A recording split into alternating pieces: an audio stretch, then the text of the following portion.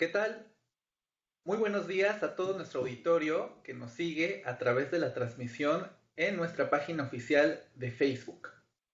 Mi nombre es Javier García Villalobos y es un honor para mí participar nuevamente en este programa encabezado por el Centro de Investigación Científica de Yucatán, el Foro de Análisis CICI, en esta tercera sesión del 2020. Como todos sabrán, la sesión de la semana pasada se reprogramó para el viernes 23 de octubre por la situación que enfrentamos en la región tras el paso del huracán Delta. Más adelante les daré detalles y les adelanto que tenemos más sorpresas para las próximas semanas. Para todos los que han seguido en nuestras transmisiones, muchas gracias. Y para los que nos acompañan por primera vez, quisiera compartirles que Foro de Análisis SISI es un nuevo mecanismo para transformar las capacidades y fortalezas de nuestra institución en herramientas útiles para la resolución de los problemas de nuestra región. Para comenzar con el programa, cederé el micrófono a nuestro director general, el doctor Pedro Iván González Chi, quien realizará la bienvenida a todos los asistentes y nos presentará el tema a tratar en esta tercera sesión. Doctor González, muy buenos días. Muy buenos días a todos. Es para mí un gran placer estar con ustedes una semana más. Como bien indica Javier, la semana pasada Delta nos puso en alerta roja y la prioridad era simple y sencillamente proteger todas nuestras instalaciones y asegurarnos de que todo funcione como debe de ser.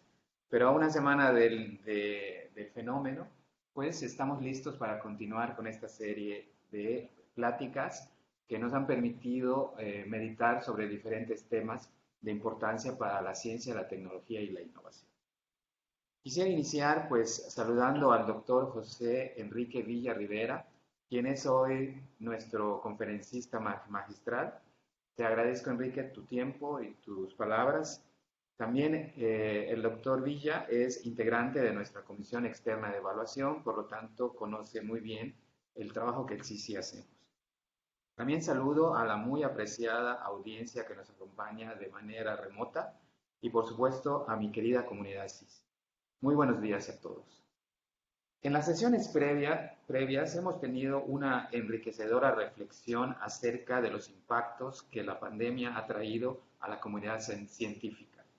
También tuvimos la oportunidad de revisar una nueva política científica y tecnológica, la nueva política científica y tecnológica del CONACYT. Hicimos un recorrido también por algunas de las experiencias locales de desarrollo regional basadas en ciencia y procesos de gobernanza, así como un recuento de la trayectoria de los centros públicos de investigación del sistema CONACYT y su importancia fundamental para construir capacidades locales e impulsar el desarrollo en las entidades federativas. Ahora corresponde volver a uno de los puntos de partida de este ciclo de conferencias, que es desafíos de la ciencia ante la disrupción sanitaria mundial. Varias interrogantes están latentes. Nos encontramos ante un nuevo paradigma. La crisis sanitaria global ha puesto una encrucijada a la comunidad científica, a los centros de investigación y a las instituciones de educación superior. ¿Cómo responder desde el conocimiento a problemas apremiantes de la sociedad? ¿Cómo definir las prioridades de desarrollo? Estas y otras interrogantes han estado y seguirán presentes a partir del hito que nos ha marcado la pandemia. Tenemos un doble reto. Por un lado, se requieren respuestas basadas en conocimiento y en el 2020 la ciencia ha sido puesta en la escena de una forma muy importante, más que nunca. Se busca y se demanda que las especialistas presenten soluciones ante esta pandemia. Por otro lado, es el momento para revalorizar y posicionar a la ciencia, generar y fortalecer la confianza en el trabajo de la comunidad de investigadores, aportando soluciones interdisciplinarias y viables. También está presente el desafío de actuar ante el entorno global y nacional, cada vez más complejo y con dificultades para el financiamiento. En suma, las sociedades, las economías y los centros de investigación que logren adaptarse más rápido a estos nuevos retos y posean las capacidades estructurales para hacer flexibles sus procesos, tendrán posibilidades de salir más rápido de esta contingencia. Muy bien, pues les doy la más cordial bienvenida, como dije hace un momento. Espero que la sesión de hoy sea para ustedes de gran importancia y de gran valor. Para nosotros lo es. Y con estas palabras le regreso los micrófonos a Javier.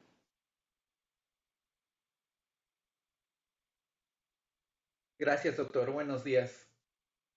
Indudablemente, la ciencia es una de las herramientas más poderosas que tenemos para afrontar los retos que como humanidad vamos viendo y viviendo cada día. Por lo que esta conferencia magistral nos permitirá conocer los paradigmas del quehacer científico ante la crisis sanitaria global, como cada ocasión de la mano de uno de nuestros expertos invitados. Antes de introducir a nuestro ponente magistral, quiero recordarles que se abrirá un espacio para preguntas y respuestas más adelante, por lo que le pedimos a todo nuestro auditorio que realicen sus preguntas en los espacios de comentarios habilitados en esta transmisión de Facebook Live, para que nosotros la transmitamos a nuestro invitado durante la sesión de discusión.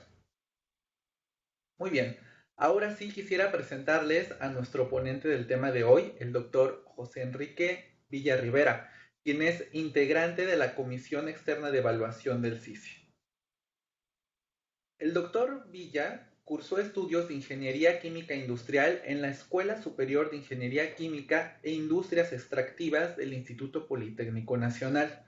Realizó la maestría y el doctorado en Ciencias Petroleras en el Instituto Francés del Petróleo. Fue director de estudios de posgrado e investigación, coordinador general de vinculación y secretario académico del Instituto Politécnico Nacional.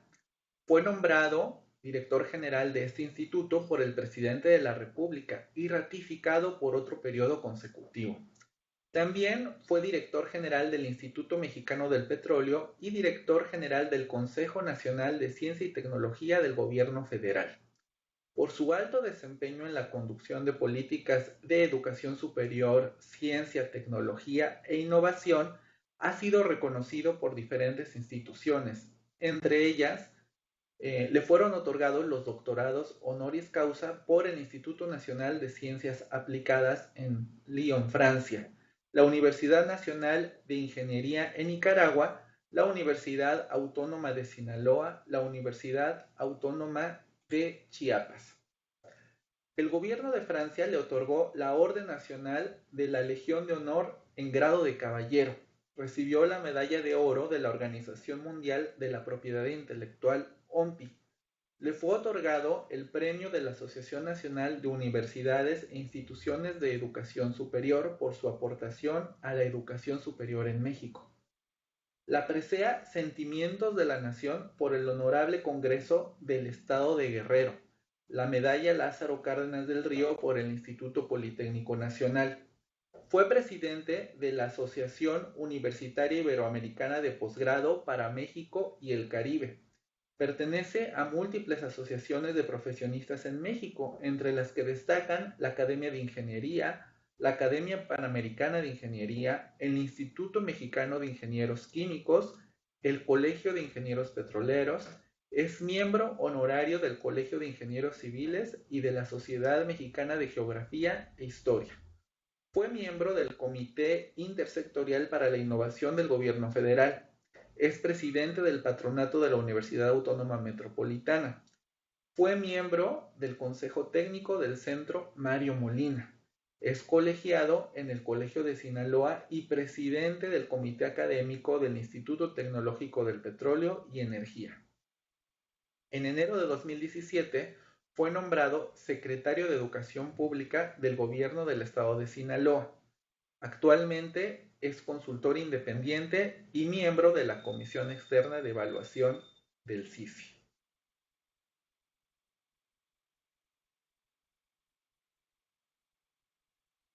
Muy bien, pues a continuación, doctor Villa, le cederé los micrófonos para que por favor realice su presentación. Les recuerdo que tenemos un tiempo aproximado de 40 minutos, así que cualquier cuestión, aquí estamos. Por favor, le pedimos pues mantener su micrófono, su video activo y comenzamos.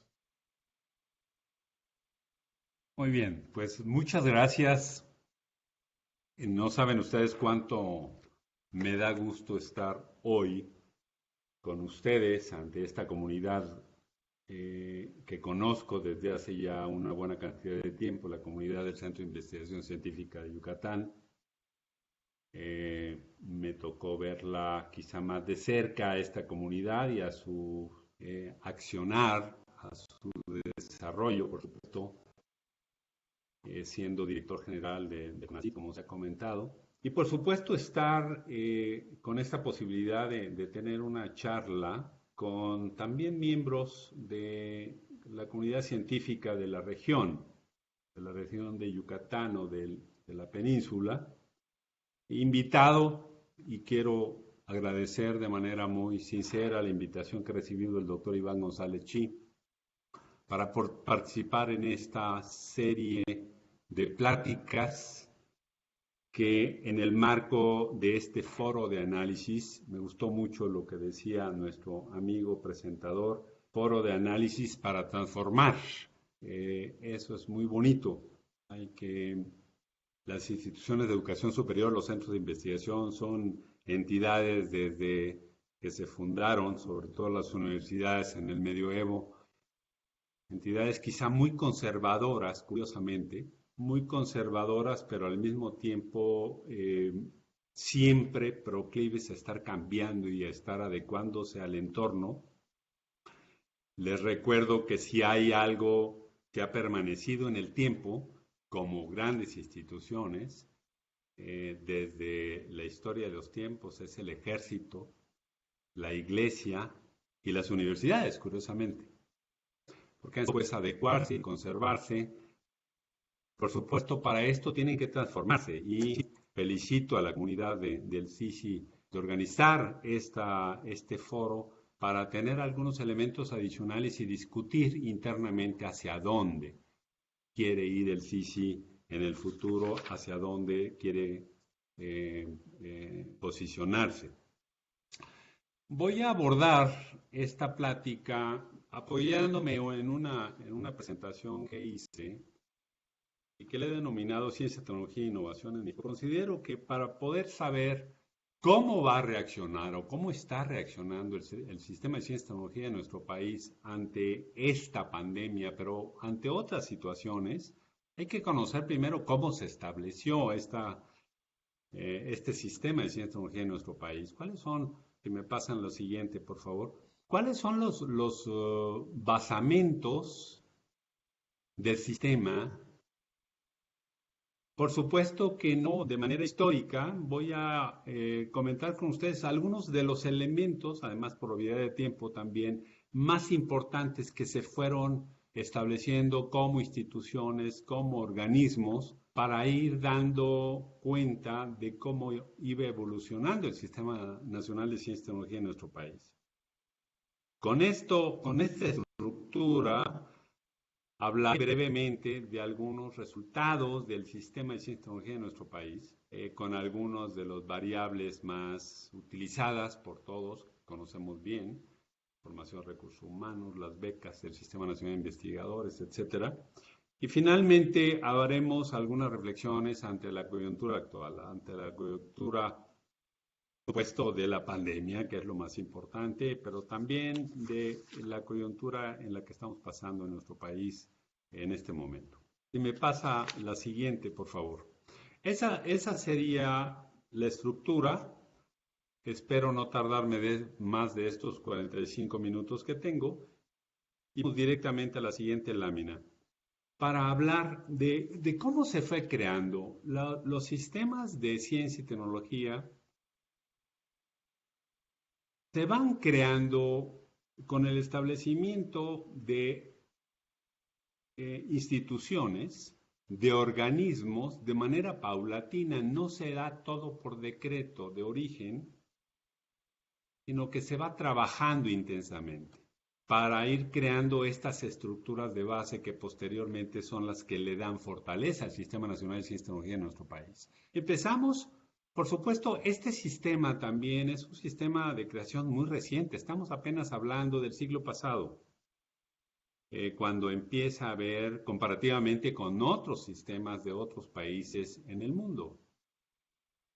Esto escogí fechas específicas, periodos, que marcan tendencia en lo que estamos hablando, en cómo se fue estructurando una serie de instituciones, organizaciones que le dieron finalmente sentido al sistema de ciencia y tecnología. Primero, por supuesto, todo lo que todos sabemos, la Universidad Nacional en 1910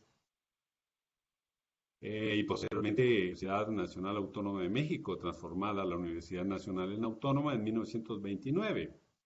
Es de los mejores ejemplos, junto con la fundación del Instituto Politécnico Nacional en 1936, de la etapa posrevolucionaria. Es decir, antes de esta etapa prácticamente de investigación, Elías Trabulsi ha comentado mucho estos aspectos históricos del desarrollo de la ciencia, pero, digamos, estructuralmente no había posibilidades de desarrollarlo paulatinamente a lo que ahora conocemos.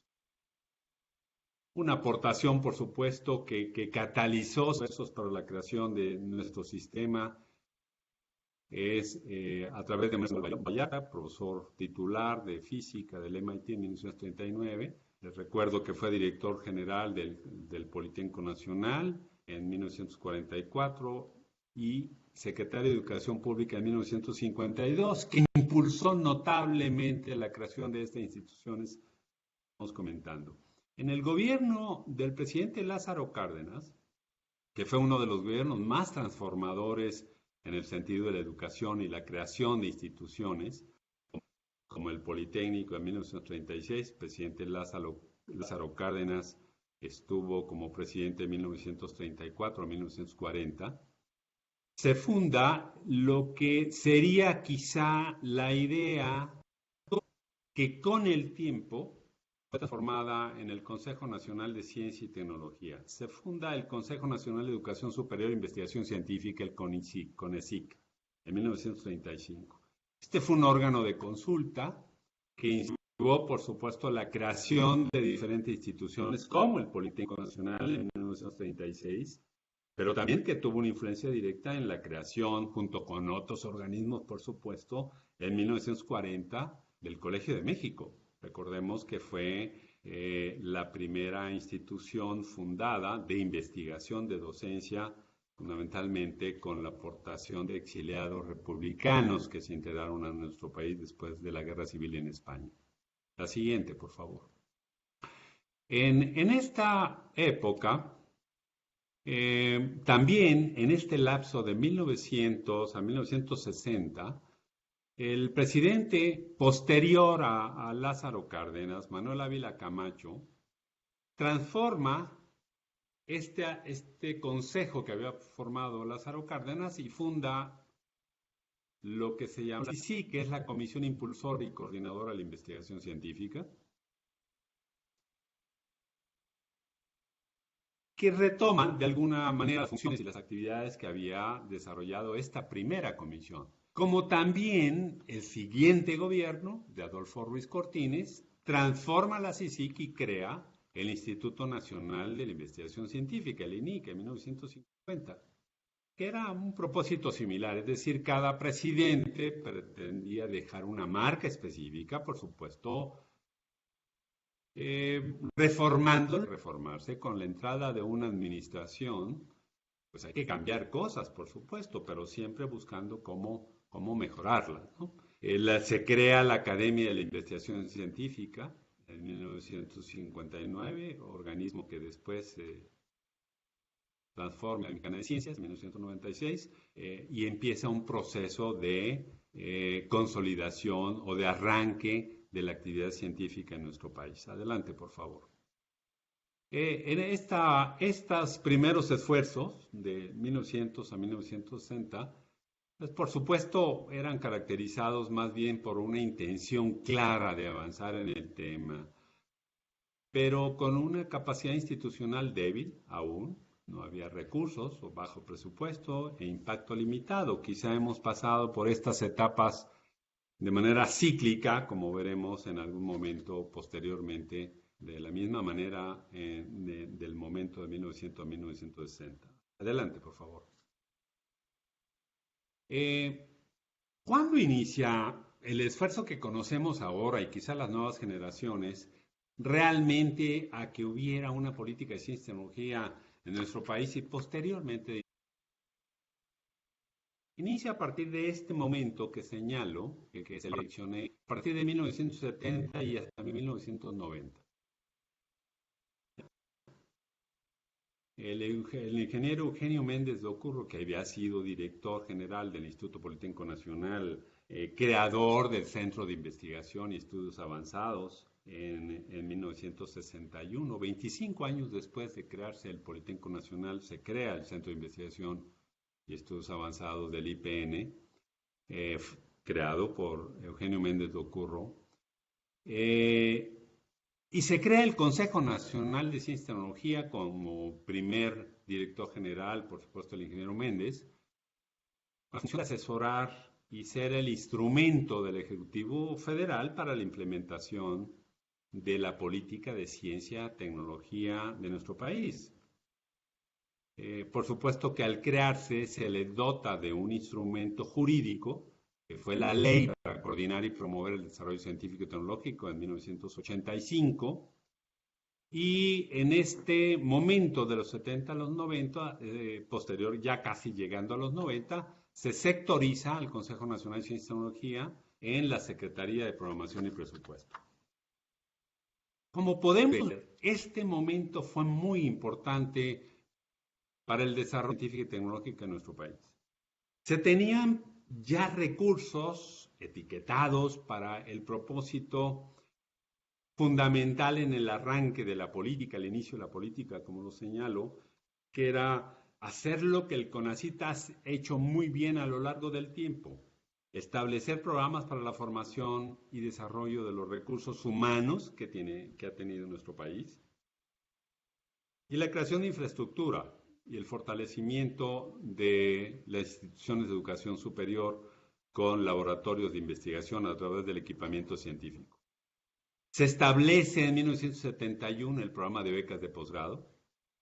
Seguramente muchos de los que de mi generación somos producto de esa política. En esos años muchos salimos a formarnos en el extranjero. En esta época, estoy seguro que alguno de los que nos está escuchando fue formado en esa época. Había recursos para formarse, establecieron convenios de colaboración con Francia, con Alemania, con Estados Unidos. Recuerdo, a mí me tocó estar en los programas de formación de las grandes escuelas de ingeniería de Francia, y la verdad es que éramos muchos los que al mismo tiempo salíamos a formarnos en las mejores escuelas de ingeniería de Francia.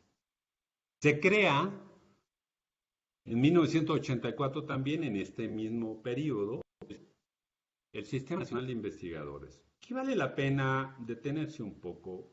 En 1900, en la época de los 80, quizá a partir de 1982-83, nuestro país, en la administración del presidente Lamadrid, que había retomado la administración del presidente López Portillo, estaba realmente en crisis. El presidente López Portillo había apostado, ustedes seguramente, queridos amigos, que el presidente tuvo una frase por ahí que caracterizó a su gestión. Él señalaba que venía a administrar la abundancia, porque se habían descubierto yacimientos muy importantes en el Golfo de México, uno de ellos, que fue el más importante de México y del mundo, el yacimiento de Cantarell, que empezó a ser desde mi punto de vista, de manera desenfrenada, desequilibrada, desproporcionada. Y entonces había la intención de extraer una cantidad muy, por supuesto, para el desarrollo social, económico, industrial de nuestro país. Sin embargo, el problema mayor fue que los precios del petróleo cayeron y entonces teníamos realmente un problema crítico de recursos en el país. No había recursos para todo, por supuesto, de manera particular para los centros de investigación y para las universidades de este país. Empezábamos a tener, quizá con mayor intensidad catalizado por este fenómeno, una mayor fuga de talento, de cerebros, como se le llama, de gente que había sido formada con recursos del Estado mexicano en México y en el extranjero para hacer lo que sabían hacer investigación científica y tecnológica y formar recursos humanos. Se nos estaba yendo gente. Entonces, el presidente de la Madrid establece el Sistema Nacional de Investigadores en 1984, yo diría con 3 propósitos muy claros. En primer lugar, se requería estimular la actividad científica y tecnológica, es decir, reconocer por la sociedad que lo que se estaba haciendo en las universidades, en los centros de investigación, era necesario para el desarrollo social y económico, incluso de nuestro país. Segundo, se requería, digamos, garantizar que los investigadores que teníamos tuvieran arraigo en nuestro país y en las instituciones en donde estaban laborando. Y tercero, obviamente, se estimulaba económicamente como un esfuerzo para evitar que se fueran a otros lados donde tenían garantizado quizá un salario más digno. Entonces se crea en 1984, veremos ahí en algunas láminas de cómo arranca el Sistema Nacional de Investigadores, pero fue en esta época de los 70 a los 90. Y surge algo que a la postre ha sido una de las decisiones de política más importantes en nuestro país, la creación de 21 centros públicos de investigación. En esta 20 años, una decisión muy importante, una decisión visionaria, por lo que ahora son los centros de investigación. Algún colega ha presentado las cifras de lo que son ahora los 27 centros de investigación en términos de generación de conocimiento, formación de recursos humanos, etc. Una decisión muy importante que se da en este momento de los 70 a los 90. La siguiente, por favor. Luego aparecen, después de los 90, fundamental que es un arranque de la apertura de la participación colegiada en la política de ciencia, tecnología e innovación. Uno de los elementos que marcan en los 90 es la sectorización del CONACYT dentro de la Secretaría de Educación Pública en 1992. Se da mayor impulso a algo que es fundamental en nuestro país, que hay que defenderlo con las uñas, justamente los nuevos mecanismos de vinculación entre la empresa.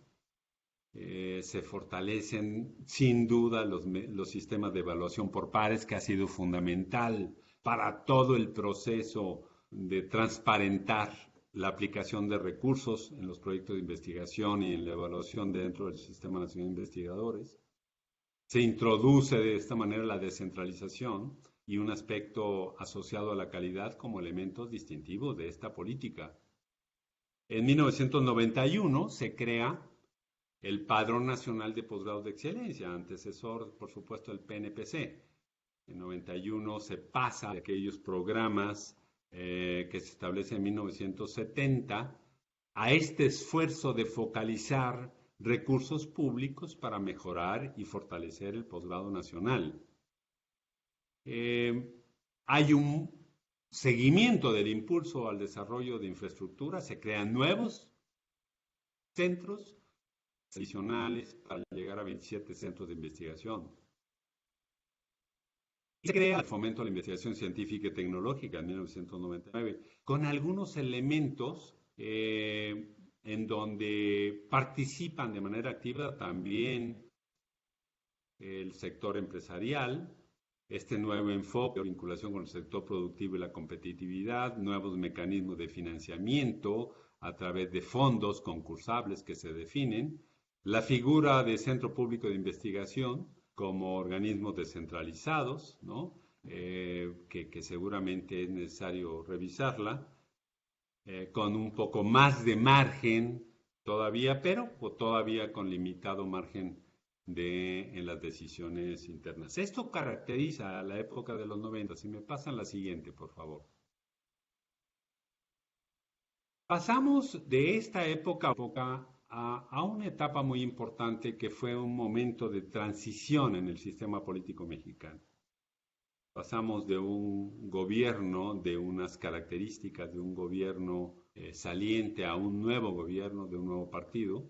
Y aquí se genera un nuevo contexto en esta transición, una nueva, múltiples actores quieren participar en la intervención en el proceso de la definición de la política de ciencia y tecnología, las academias de manera preponderante, la institución de educación superior, las cámaras empresariales, los gobiernos locales, los centros de investigación, por supuesto los legisladores, ¿no?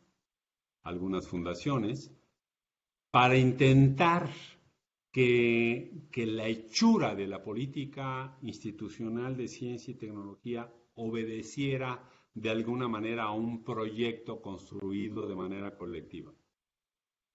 La siguiente, por favor. Permitió que se reconfigurara este marco institucional, no solamente previo, no solamente en el sentido de la participación de diferentes agentes, sino también en la definición de aspectos que habían, algunos todavía participan, pero otros ya recientemente han desaparecido. Por ejemplo, la definición de una nueva ley de ciencia y tecnología en 2002, con este esquema de participación colegiada, como he señalado, de entrada otorga a la ciencia y tecnología un carácter de política de Estado, algo que se dice muy sencillo y muy fácil y que se comprende y desarrolla mucho menos. Se crea un ramo presupuestal especial para ciencia y tecnología, en el ramo 38, como ustedes saben, del programa de egreso de la Federación. Otorga al Consejo el coordinador del sector. Antes era muy complicado la coordinación con las Secretarías de Estado, sigue, pero ahora es por ley, al menos como está redactada la ley que todavía es vigente. Establece algo que no se ha logrado hacer. Yo siempre he señalado que especificar algo imposible para que queden las leyes, pues es una buena aspiración, pero hay que buscar otros mecanismos quizá que hagan posible que se haga realidad, como el mandato legal de elevar al 1% del PIB la inversión en investigación y desarrollo tecnológico. No lo hemos logrado, apenas hemos llegado alrededor del 0.5% del producto de la inversión en relación al PIB en ciencia y tecnología. Ahí nos falta mucho por hacer. Constituye este nuevo ordenamiento diferentes estructuras que sirvieron para el desarrollo de la ciencia y tecnología en nuestro país. El Consejo General de Investigación Científica, integrado por un montón de secretarios de Estado, de representantes de la academia, de la NUYES, etc. Se crea una comisión intersecretarial para la definición del presupuesto de ciencia y tecnología. Se creó el Foro Consultivo Científico y Tecnológico, modificando los primeros esfuerzos de participación de otros instrumentos parecidos, y se crea la Conferencia Nacional de Ciencia y Tecnología, que sigue activa. En este momento, la Ley de Ciencia y Tecnología de 2002, con alguna modificación, sigue estando vigente. Hay una propuesta, que seguramente algunos de ustedes han participado en ella, pero esto es lo que opera, con algunas modalidades, por supuesto, instrumentadas en los últimos meses. Así llegamos a este momento, a un momento muy importante para el desarrollo científico y tecnológico y su aportación, por supuesto, a la sociedad.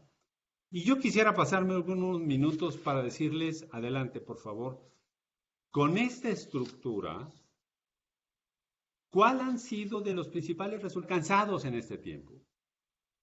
Si medimos, adelante por favor, la actividad científica y tecnológica la podemos caracterizar y la podemos quizá medir, evaluar y medir por su capacidad que debe de tener cualquier investigador de replicarse, de generar conocimiento, de identidad. Y en el tema de replicación, pues la formación de recursos humanos a través del posgrado.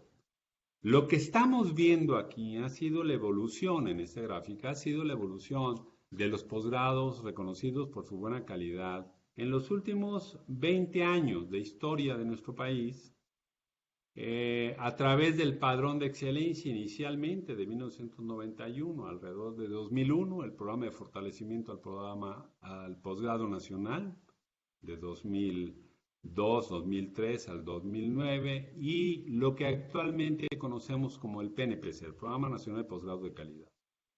En una primera etapa no estaba claro lo podemos ver en cuál es la tendencia de la gráfica que tenemos en el número de posgrados. Teníamos al arranque de este programa alrededor de 414 programas reconocidos por su buena calidad. Y el año 2020, el último año que tenemos, ya hay datos publicados de cómo están el número de posgrados en este año, tenemos 2.376 según el Consejo Nacional de Ciencias y Tecnología. Ven ustedes el avance que se ha tenido. Se ha tenido sobre todo en los últimos 15 años. No son todos los posgrados en el país, por supuesto, que forman recursos humanos, pero esta tendencia nos sirve para explicar el fenómeno.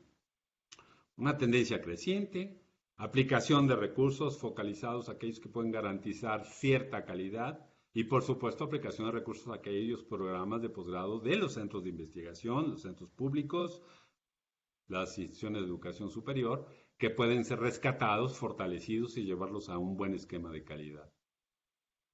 Pasamos en mucho tiempo, son 20 años, 414 programas a 2.376 que tenemos en. Adelante, por favor. Estos posgrados, entonces están formando recursos humanos a través de los programas de especialidad, maestría y doctorado fundamentalmente. Lo que vemos en esta gráfica es esa evolución y pues obviamente tiene que representar de manera similar lo que pasó en el crecimiento de los programas de posgrado en los últimos 15 años, que es un crecimiento muy importante.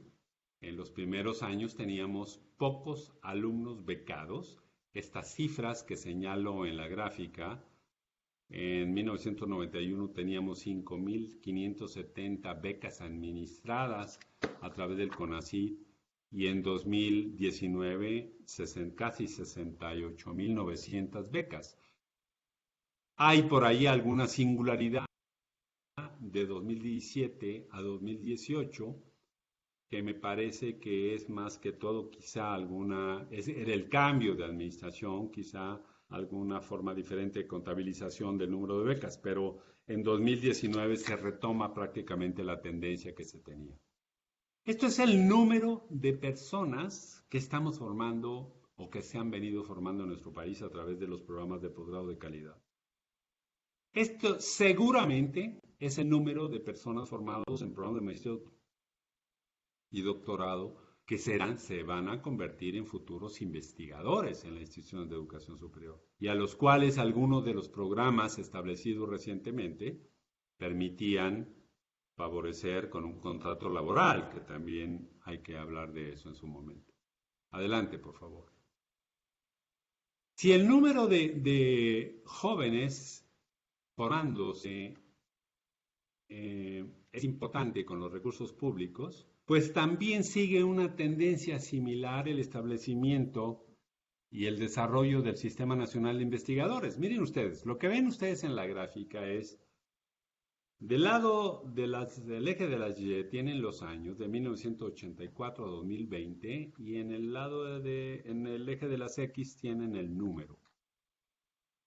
En 1984, nuestro país tenía 1.396 investigadores reconocidos en términos del CONACYT. ¿no? En términos de los esquemas de evaluación de CONACYT en el país. Prácticamente todo mundo nos conocíamos. Era un puñado de instituciones que concentraban estos investigadores. A medida que fue avanzando, que nos fuimos desplazando en el tiempo, fue creciendo hasta 1992. Recordemos que en 1992 hubo un cambio en la política de CONACYT. Al inicio, en 1984, no se requería tener doctorado para ser miembro del Sistema Nacional de Investigadores. Pero ahí se cambia el reglamento y se requería en ese año, en 92, el grado de doctor. Hay una disminución, se ve la singularidad en el crecimiento, hasta llegar este año hay 2.700 investigadores nacionales. Esta es la capacidad, en términos reales. Alguien me dirá, es que no son todos, sí, seguramente no son todos, pero es una buena medida de la capacidad científica en nuestro país. Son estas personas, hombres y mujeres, que están activos en la investigación, que tienen, para poder estar en el SNI, tienen que estar publicando una cantidad de papers promedio por año para poder mantenerse, pero sobre todo estar formando recursos humanos tan importantes para nuestro país. Adelante, por favor. De ese tamaño es la capacidad científica del país.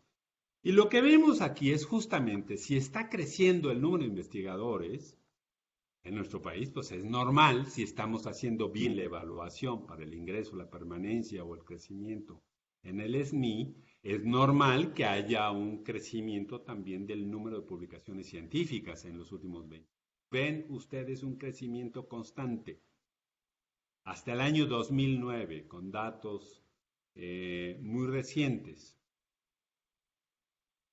Mi pregunta que siempre he hecho es, a ver, esta es una bonita tendencia, pero ¿es suficiente o no? ¿Vamos a un buen ritmo o no? ¿El número de artículos científicos es el adecuado o no? Y para poder hacerlo tenemos que compararnos. Me pasa la siguiente, por favor. Con otros países, y miren también para tener un referente, en esta gráfica mostramos los 10 primeros países del mundo por su producción científica. En primer lugar China, segundo lugar Estados Unidos, lo ven, tercer lugar Gran Bretaña, India, Alemania, Japón, Italia, Francia, Canadá y Rusia. El primer país que aparece en la lista es Brasil en el lugar número 14 del ranking con datos del 2019. Y nuestro país en el lugar número 30. Si analizamos los delta de crecimiento de países como Argentina, Colombia, Uruguay, veríamos que aunque tienen menos investigadores y menos centros de investigación, su crecimiento ha sido a una velocidad más importante que el propio crecimiento de nuestro país. Ese es un punto que tenemos que analizar. ¿Qué tan lejos estamos de la ciencia española, o de la ciencia brasileña, o de la ciencia francesa, etcétera? Pues de ese tamaño, del tamaño de la diferencia en el número de publicaciones científicas que se tienen en este momento. Es una forma de evaluar, por supuesto, lo que se hace para tener un sistema de ciencia y tecnología, pero por supuesto para también detectar tenemos que hacer para llegar a un estadio mucho más importante. Adelante, por favor. También es importante analizar el conocimiento, lo podemos medir en términos de las publicaciones científicas o en términos de aquel que se integra de manera mucho más rápida al desarrollo económico, que genera riqueza. Y esto es lo que podemos ver aquí es cómo ha venido evolucionando patentes en nuestro país, que es en los últimos 15 años es alrededor de 14,000 patentes solicitadas por año. Son pocas, son muchas, también hay que compararnos. Pero quizá aquí esta gráfica nos puede decir mucho. Primero, más del 90% de las patentes que se solicitan en México están hechas, como dice la gráfica, se realiza por extranjeros. Y muy pocas por nacionales. La línea azul. Y además, dentro de las nacionales, si uno se enfoca a ese tema, una poca participación de las universidades y centros de investigación y una mayor participación de las empresas mexicanas en México, por supuesto mexicanas, que solicitan una patente en nuestro país. Entonces hay ahí un conocimiento que se genera. Les recuerdo a ustedes que hay 2 o 3 instituciones en todo el país que son las que generan, de educación, los centros de investigación, que generan la mayor cantidad de patentes, el Instituto Mexicano del Petróleo, la Universidad Nacional, el Instituto Politécnico Nacional. Y ahí hay un esfuerzo enorme que tenemos que hacer para que este conocimiento tenga un impacto mucho más corto para el desarrollo económico. Pero también otra lectura dar esta gráfica es de que al haber, no todo es malo, al haber una gran cantidad de patentes, la gran mayoría solicitadas por extranjeros, significa que nuestro país es un país adecuado para la inversión. Lo primero, una empresa para venir a fabricar un producto en nuestro país es proteger el producto que va a producir a través de la patente. Por lo tanto, es un buen país para solicitar su llegada y llegar a invertir. Esta es una forma diferente de analizar esa capacidad instalada que tenemos en que ha impactado en el desarrollo económico. La siguiente, por favor. Me voy a ir un poquito más rápido. Ese es el número de patentes concedidas. La reflexión es la misma. Por supuesto, hay una diferencia entre las patentes solicitadas y las concedidas del orden de 6,000, ¿no? Pero mi referencia sigue siendo, mi análisis sigue siendo el mismo que en la gráfica anterior. Adelante, por favor. ¿Cómo lo hemos hecho? Pues ahí está más o menos desde el año 2000, 2018, y no me voy hacia atrás porque sería esta curva un poquito más hacia abajo, una tendencia más pronunciada.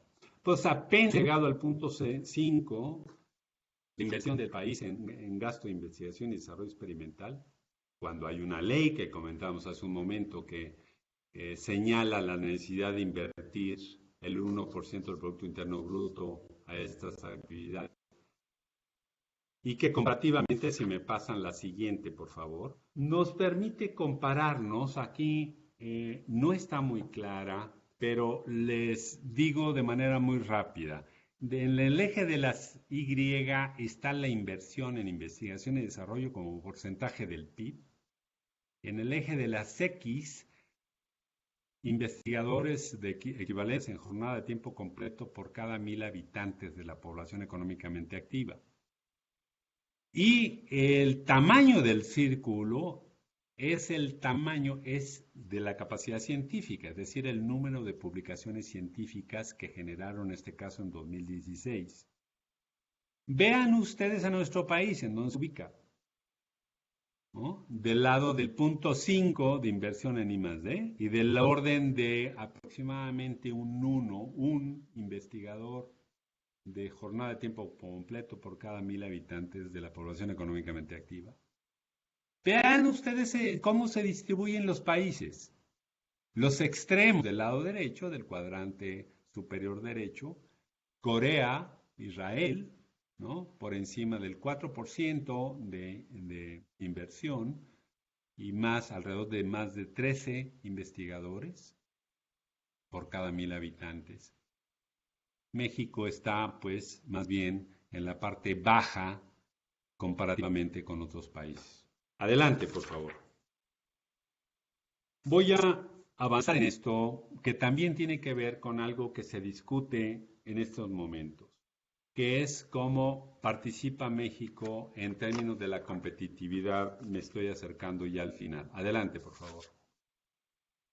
El índice de competitividad es uno de los índices que se desarrollaron en el mundo como semáforos, fundamentalmente, que sirve para comparar lo que está haciendo cada uno de los países del mundo. Son alrededor de 140 países que se evalúan anualmente y que fundamentalmente da una idea a las empresas para poder tener elementos e invertir en cualquier país de referencia.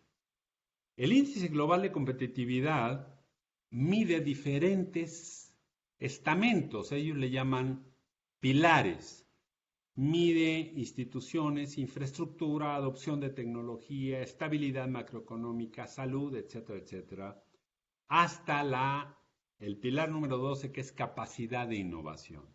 Estos pilares se miden con dos aspectos fundamentales que lo hacen cada año, tienen grupos específicos en cada país, con información cuantitativa que ofrece a través de sus informes y con información cualitativa. En el tema de capacidad de innovación, solamente esta parte, miden como variables calidad de las instituciones de investigación científica, inversión del sector privado en I+D, colaboración entre la universidad y las empresas, integración al gobierno, disponibilidad de científicos e ingenieros, patentes por cada millón de habitantes. La siguiente, veamos, hagamos una reflexión muy breve de este índice. Vean ustedes, de 2009, en el tema de innovación, nuestro país fue mejorando. Pasamos el lugar 1 es el lugar más, el de líder, el lugar 140 es el más bajo. Pasamos del lugar 78, nos fuimos acercando, pasamos a mejores 63, en 2012 56, 2013 61, etc. Llegamos hasta el lugar número 18, en 2018, el lugar número 50 en el tema de innovación. Desafortunadamente, en donde ya tenemos un regreso. Estamos en el lugar número 52. Este mecanismo también se refleja en el índice global de competitividad. Pasamos del lugar número 60 en 2018 a tener el lugar número 46 y en 2019 perdimos de nuevo 2 lugares. ¿Qué significa eso? Bueno, pues que tenemos que hacer un esfuerzo más importante porque estos son semáforos, efectivamente, como señalada, para instituciones, empresas que quieren tener relaciones con nuestro país. Me pasan la siguiente. Y tiene que ver con esto que no les pido, son muchas letritas. La columna de la izquierda son los países con mayor producción científica en relación al total con datos de 2019. La columna del centro es el ranking de cómo se encuentran los países en el tema de innovación. Y en la columna de la derecha está el índice global de competitividad. Si ustedes se fijan en una buena proporción, hay una buena correlación entre quien produce conocimiento, entre quien innova y, por supuesto, el lugar que tiene en el índice global de competitividad.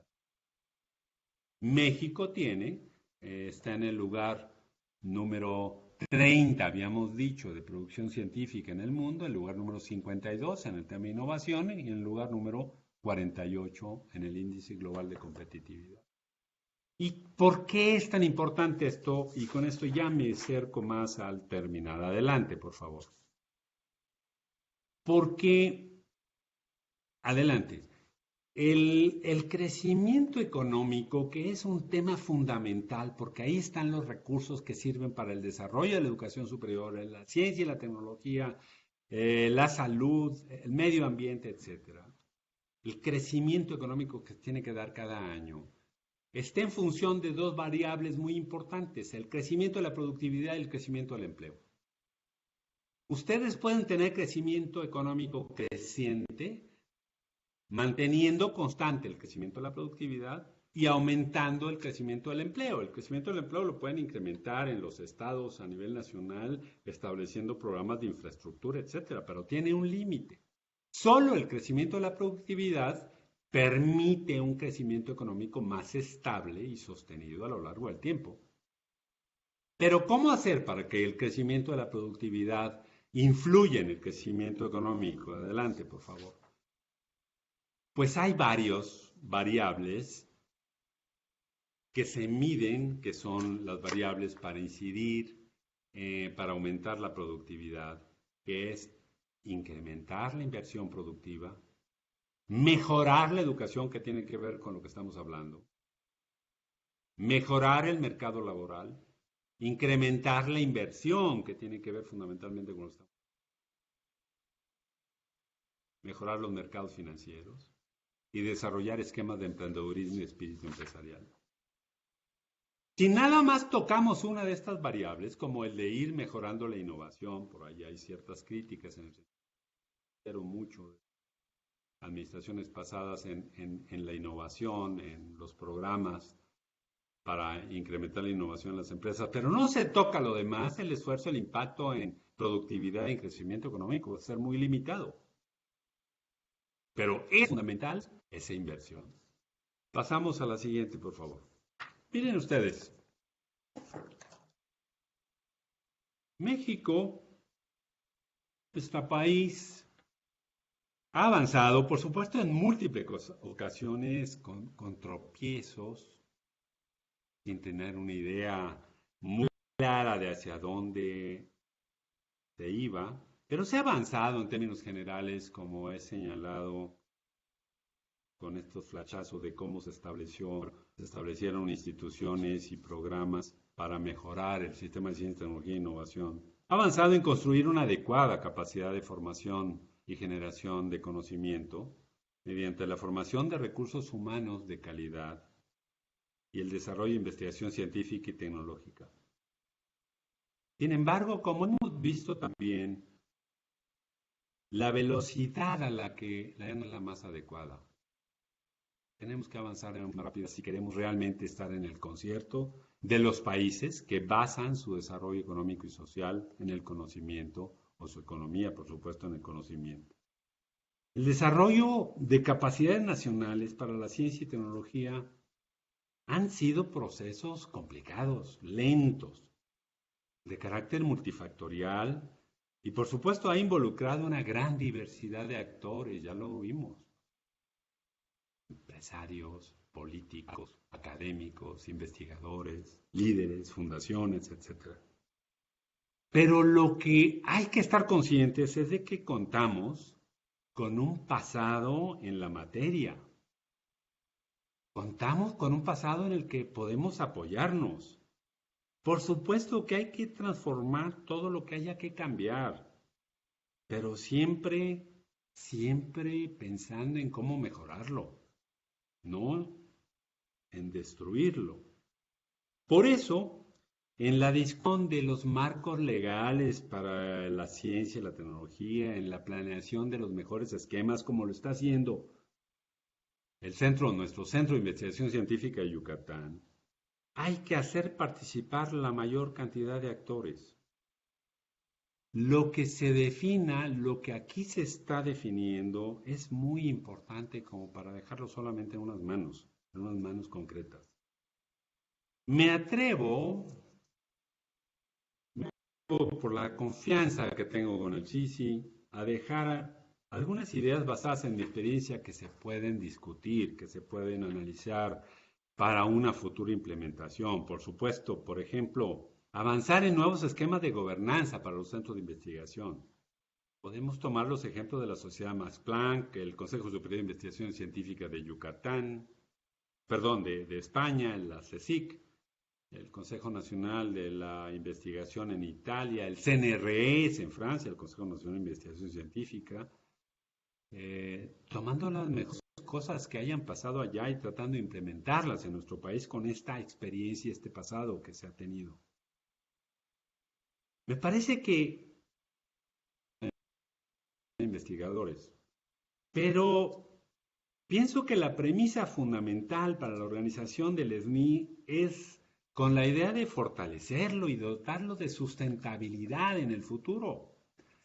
No para analizar si quitamos o no un grupo de evaluación, por favor. Tenemos que reorganizar los organismos de consulta. El Foro Consultivo de Ciencia y Tecnología ahora ya no es lo que se previó, ahora es una sombra.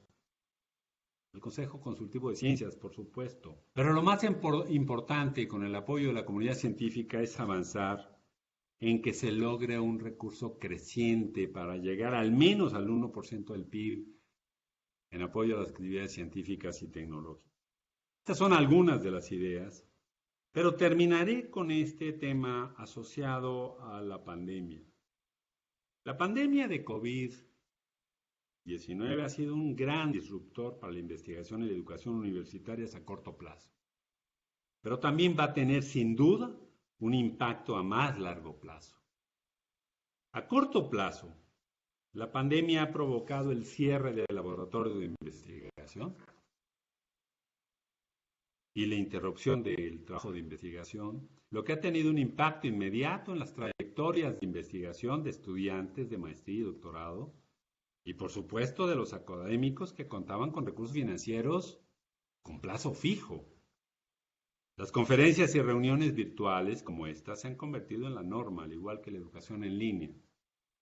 Las consecuencias a largo plazo, sin embargo, no me queda claro. Aún no creo que estén suficientemente claras qué va a pasar. Pero una amenaza importante se relaciona ya, de este momento, de manera más que evidente, con los recursos financieros para la investigación. Por un lado, la crisis de la pandemia puede conducir a la reorientación del apoyo de la investigación, mientras que por el otro lado, la crisis económica resultante está conduciendo a la disminución en términos reales del presupuesto del CONACYT. Las lecciones que seguramente dejará esta crisis sanitaria y la otra también para los centros públicos de investigación estarán relacionadas con la flexibilidad de la que hablaba nuestro director Iván González y su capacidad de resiliencia. Hacer ciencia en nuestro país nunca ha sido fácil.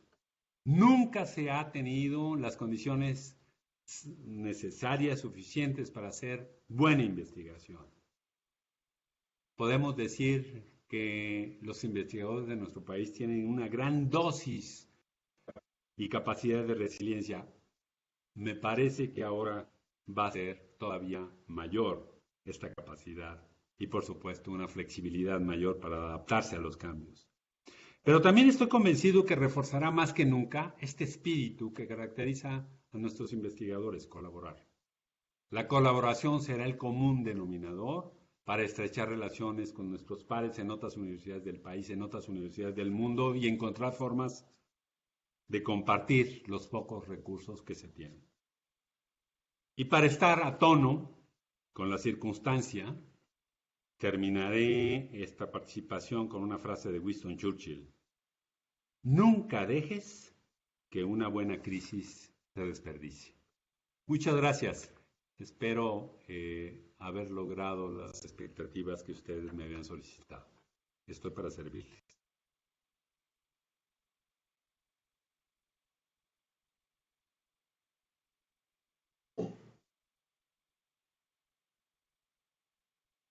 Gracias, doctor Villa, por esta presentación que hace un recuento histórico y un análisis de la situación actual de la ciencia, la tecnología y la innovación en México.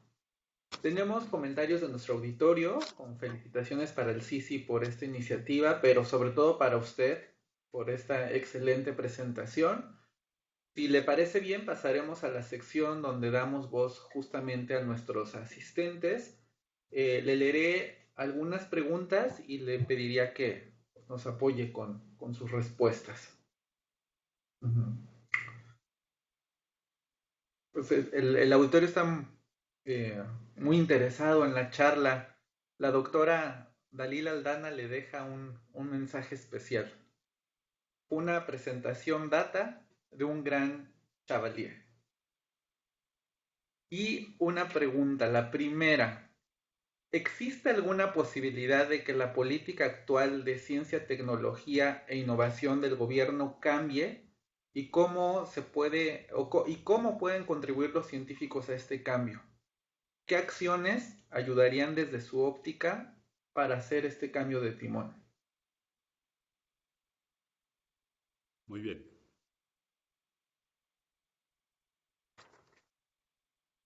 ¿Desearían que conteste de una por una o agrupamos un par o tres preguntas y contesto en grupo? Si usted gusta, ahorita respondemos esta, que es un poquito más compleja, y después le voy a pasar otras agrupadas. Muchas gracias. Le agradezco a mi amiga Dalila desde el Cinvestav que nos haga esta pregunta. Le agradezco sus comentarios. Me parece que, a ver, puede haber cambios, sí, Si hay una mayor participación, miren, quiero señalar cosas coyunturales del último día, pero está todo el tema relacionado con la extinción de los fideicomisos. Bueno, pues la Cámara de Diputados aprueba esto con mucha división, por supuesto, una mayoría que lo aprobó, pero la Cámara de Senadores está un poco más dividida, porque hay una influencia ahí diferente. Ahí hay otros partidos que pueden hacer la diferencia y que pueden hacer que esto, que tiene que ver con la política, ciencia y tecnología, la extinción de los fideicomisos, se pueda dar marcha atrás y se pueda cambiar. Y esto obedece a una participación cada vez más activa de científicos de nuestro país, de organizaciones como Prociencia de nuestro país, que han estado insistiendo, hablando con los coordinadores parlamentarios, hablarlo con las comisiones de educación de ciencia y tecnología. Insistiendo, se ve difícil porque la estructura propia de las cámaras no es proclive para analizar racionalmente una iniciativa como la que se está presentando. Pero puede cambiar, sí, yo estoy consciente, porque si no, no hubiéramos avanzado en tantos años. Intenté hacer un recuento de lo que ha pasado en nuestro país desde 1900 y ha habido un avance, sin duda, indiscutible, en todos los campos, quizá no a la velocidad que quisiéramos, pero ha sido también por la insistencia, por la presentación de ideas, por la discusión de estas ideas. Lo menos que podemos hacer es dejar de decir las cosas como son, con muy buen soporte de información, por supuesto.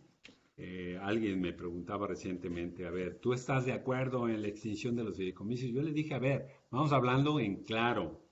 No todos los fideicomisos, yo no sé cómo funcionaban los otros que no tienen que ver con ciencia. Lo que sí sé es cómo funcionan los fideicomisos que tienen que ver con ciencia y tecnología. Y esos hay que defenderlos. Los otros seguramente los tienen que defender, pero hay que saber hay que saber cómo funcionaban. Este es un tema chiquito, pero de mucha importancia para la operación de los centros públicos de investigación. Pero no es todo, no es el tema mayor. El tema mayor tiene que ver con la construcción de un país que base su desarrollo cultural, su desarrollo económico, su desarrollo social en principios científicos, en principios donde la ciencia sea el soporte. Nunca lo ha sido así, por supuesto, pero se han apoyado de alguna manera en las ideas de los investigadores de nuestro país. Por eso yo soy más bien un hombre que ve el vaso medio lleno, soy optimista. Si se pierde quizá algo, se puede ganar algo más en el mediano plazo, en el futuro, mucho más importante que lo que está en juego en este momento. Muchas gracias, Dalila.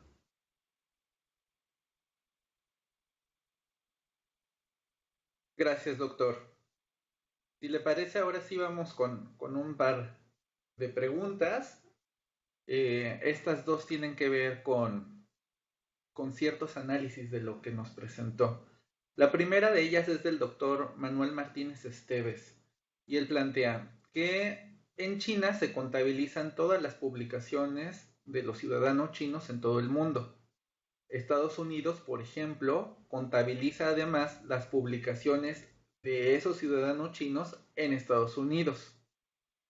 Considerando que los chinos son muchos, incluso en investigación, entonces se duplicarán esos números en las cifras que nos dio. ¿Es correcto?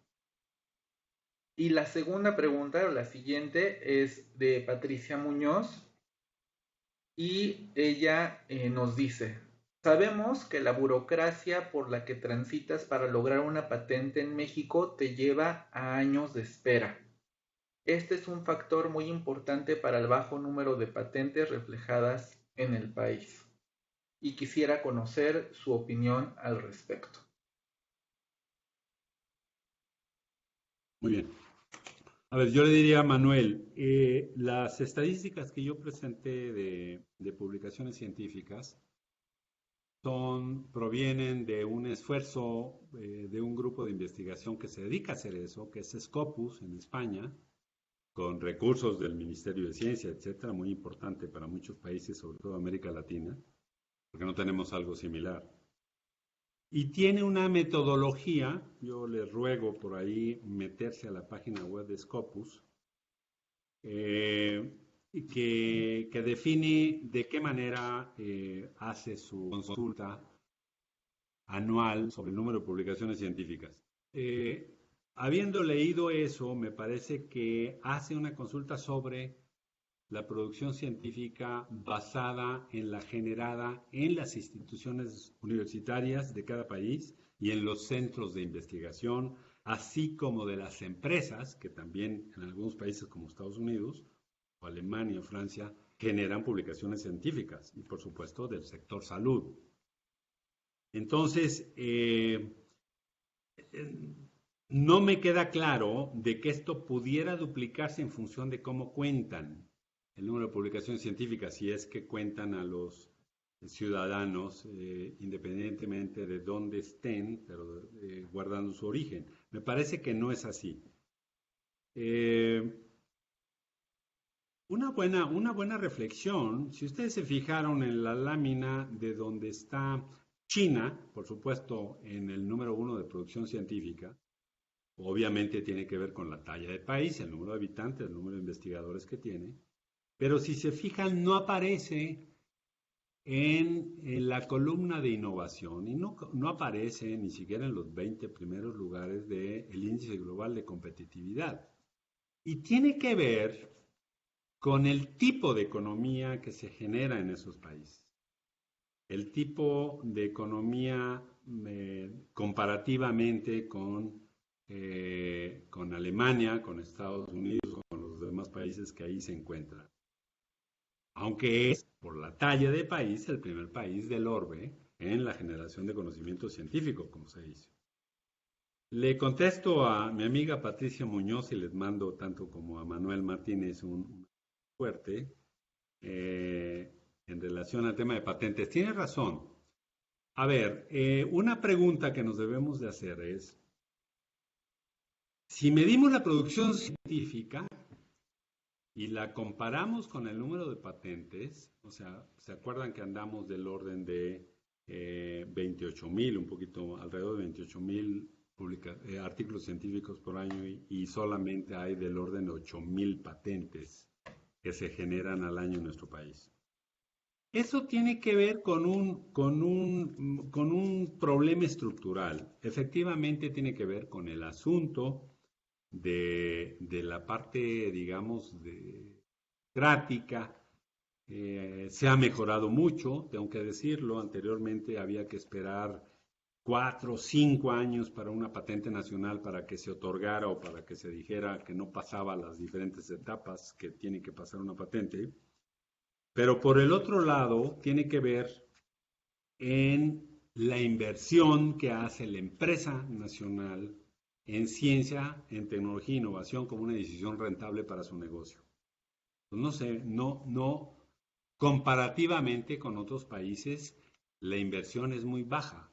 La protección, por lo tanto, de esos resultados no ha impactado. Es cuestión simplemente de ver las cifras del programa de estímulos a la innovación, ver efectivamente cuánto se invirtió en los últimos años y si hubo algún patrón que incidiera en el tema de las patentes. No lo vemos, pero tiene que ver con eso. Es decir, a ver, yo utilizo un cierto conocimiento que lo genero yo como empresa o me apoyo en un centro de investigación o en una universidad para mejorar un producto, un proceso, un sistema de administración, que son los temas que mejoran la innovación, y lo introduzco inmediatamente. No me espero 3 años para poder patentarlo y que se reconozca, porque además son tiempos largos e inversión también para cada patente que se solicita.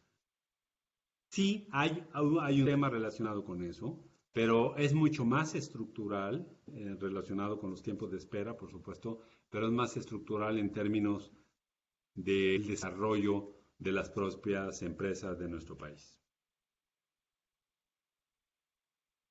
Gracias, doctor. Si le parece, continuamos.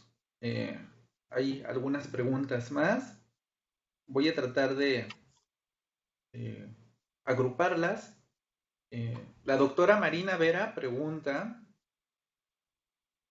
¿cómo va a avanzar la ciencia sin la biotecnología?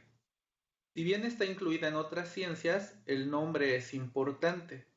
Entonces, la agronomía también debería desaparecer, pues es parte de la biología, y las áreas deberían de ser español, matemáticas, ciencias naturales y ciencias sociales. El doctor Adán Caballero pregunta, ¿hacia dónde debería de ir la investigación científica y los centros de investigación ante los actuales escenarios de cambio?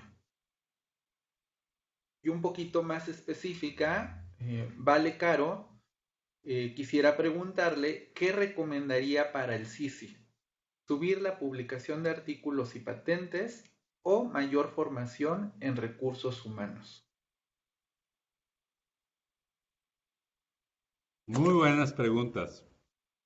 A ver, quiero empezar, voy a irme en el sentido contrario porque esta última pregunta creo que da en el clavo, que tiene que ver también con una tendencia futura en el tema de cambios de los centros públicos de investigación. Yo diría de la actividad científica de nuestro país. Hemos en todo el desarrollo de tecnología e innovación en un esquema muy similar a lo que pasa en otros países. En Estados Unidos existe, ustedes conocen muy bien la frase de publish or perish. Es decir, publica, porque si no pereces y tu sistema de evaluación te saca, tu contrato está agarrado del sistema de evaluación, tus recursos para investigación son los que tú traes, etcétera, etcétera. Y quizá hemos olvidado, y ahí creo que hay que reflexionar más, en algo que algunos países ya están haciendo. Les recomiendo ver lo que están haciendo los Países Bajos, que es un cambio en el paradigma, en la tendencia del reconocimiento de la actividad de investigación y la valorización del investigador y los estímulos, por supuesto que de ahí dependen. Lo que están haciendo es dejar de valorar tanto el tema de las publicaciones científicas y valorar mejor el tema de la formación de recursos humanos y del impacto social de la actividad que realiza cada investigador. Muy interesante, es muy complicado el tema de ver el impacto social. Muy pocas instituciones en el mundo han logrado definir claramente qué es esto. Les recomiendo en esta parte y a aquellos que hacen tecnología que revisen lo que está haciendo, por ejemplo, la Universidad de Twente en Holanda. La Universidad de Twente en Holanda es una universidad creada es profeso para sustituir el desarrollo económico que se había venido dando hasta hace unos 60 años, 70 años, con el desarrollo de los textiles. Cuando los textiles se vinieron abajo por la introducción de textiles sintéticos, esa zona de Twente se vino abajo en términos económicos.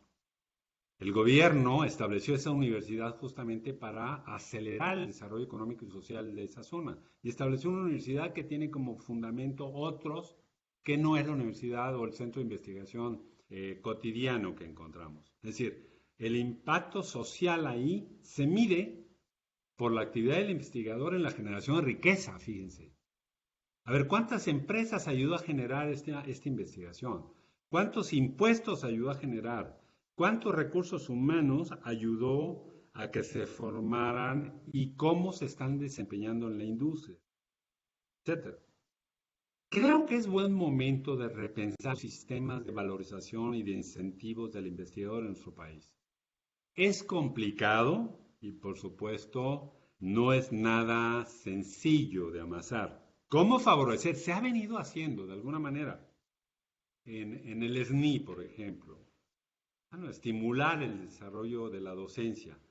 pero me parece que eso es como digamos, un atajo que se dio, un saltito pequeño en relación a lo que tendría que estimularse para cambiar de paradigma en este reconocimiento los centros de investigación y a nivel nacional de actividad científica y tecnológica. Marina Vera, no puedo estar más de acuerdo contigo. De alguna manera mi comentario cuando hablé del Sistema Nacional de Investigadores iba asociado a eso. En lugar de estar discutiendo si se desaparece una área que es fundamental, que se encuentra en todos los programas de desarrollo de la investigación en el mundo, que es la biotecnología y lo que puede representar. Deberíamos de estar discutiendo a ver cómo vamos a fortalecer el SNI. Ha habido opiniones, yo en su momento así lo manifesté. Me parece que el SNI que se estableció en 1984 ya cumplió con ese objetivo. Hay que pasar a otro esquema.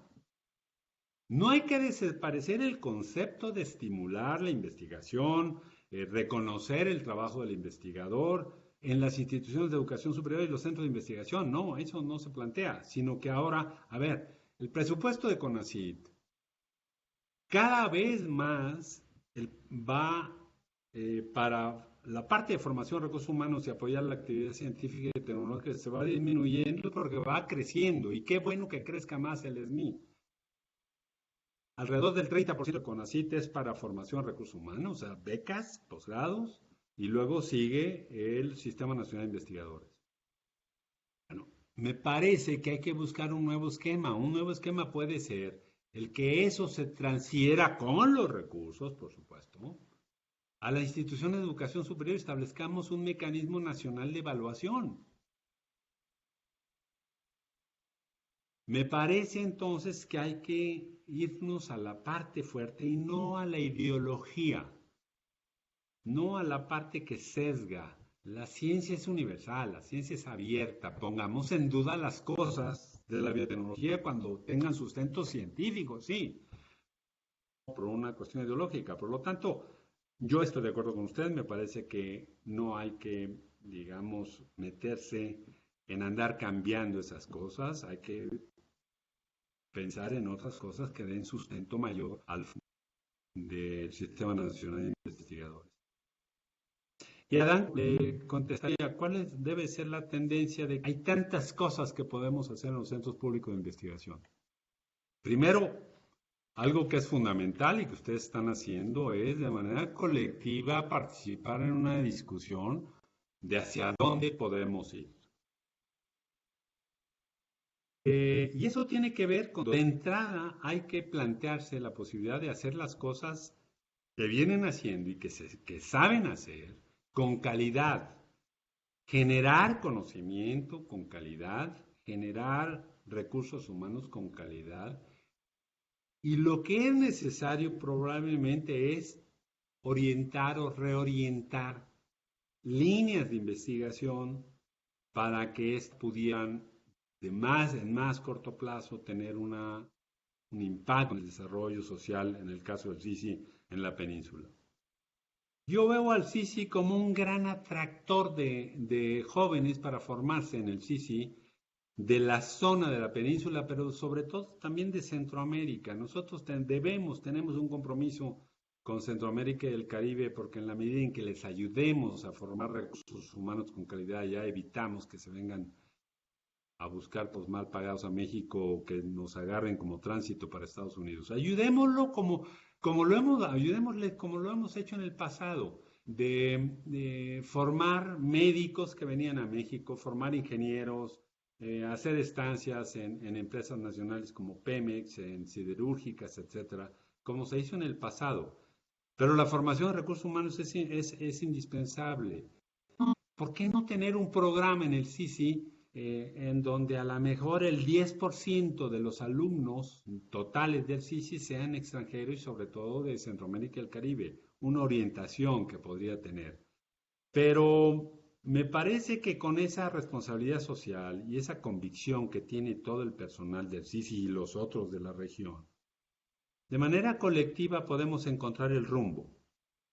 La tendencia de cambio no puede ser decretada, tiene que ser discutida, analizada. ¿Cuáles son los fundamentales? Recursos financieros. Bueno, ¿cómo conseguir a través de la colaboración recursos crecientes para apoyar los proyectos de investigación? ¿Cómo establecer por ejemplo, en el caso de los fideicomisos, pongámonos un escenario. Imaginémonos en el peor de los casos que finalmente la Cámara de Senadores los aprueba su desaparición. Bueno, tendremos que pensarle en el CICI. Puede ser un sustituto para ese fideicomiso. Obviamente hacer otro no nos lo van a dejar hacer, pero a lo mejor una fundación sí es factible. Las fundaciones, les recuerdo, son asociaciones civiles. Se alimenta de recursos que atrae para poder apoyar una universidad. La Fundación UNAM lo tiene, por supuesto Fundación Politécnico, Fundación UAM, u otros modelos de consecución de recursos.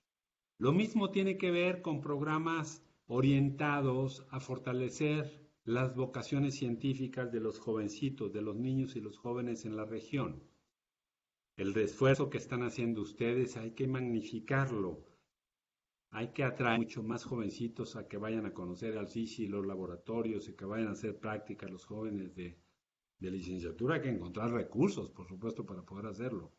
Señalo dos ejemplos sencillos, quizá, de lo que podrían analizar como tendencia para los centros públicos de investigación. Y obviamente lo que pongo de común denominador es algo que no se puede discutir. Calidad y pertinencia de todo lo que están haciendo.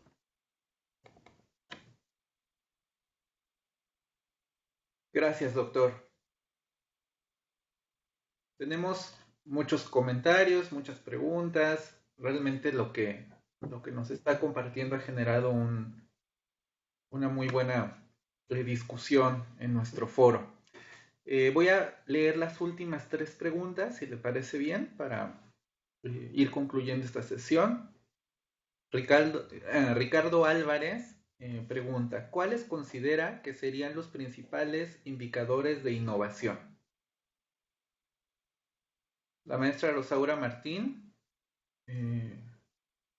nos dice, considerando la información que presenta sobre la inversión en ciencias respecto al Producto Interno Bruto y al índice de competitividad, ¿cómo interpreta que México esté cerca del origen del gráfico y sin embargo haya habido mejora en su nivel de competitividad? Y la última pregunta es del doctor Luis Carlos Ordóñez y quisiera conocer su opinión sobre el desarrollo de las energías renovables en el país en este momento y sobre la dirección que está tomando el desarrollo de la industria petrolera y la industria petroquímica.